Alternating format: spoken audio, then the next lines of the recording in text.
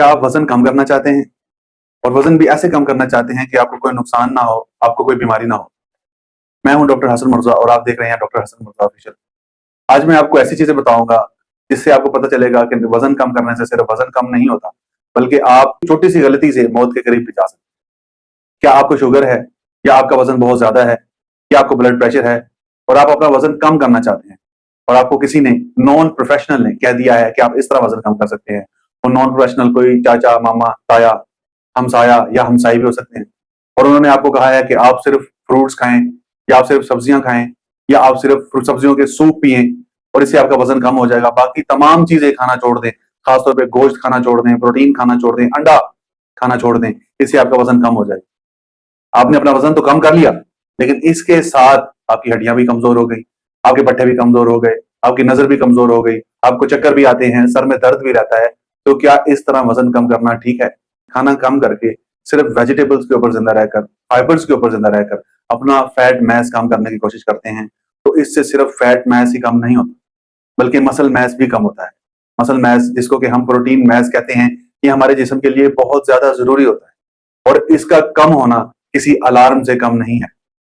ये muscle mass ही है जिससे हमारे स्ट्रक्चरल मसल्स बने हुए हैं, ये मसल मैस ही है जिससे हमारे ऑर्गन्स बने हुए हैं, यानी कि स्मूथ मसल्स। हमारा दिल भी मसल्स का बना हुआ है, जैसे कि कार्डिक मसल्स, और बहुत सारे आज़ा हमारे जिस्म के अंदर जो मसल्स के बने हुए हैं। इसके अलावा हमारे जिस्म को चलाने वाली मशीनरी भी प्रोटीन्स की बनी हुई होती है, जो कि हमारे खाने वाले प्रोटीन से बनते हैं।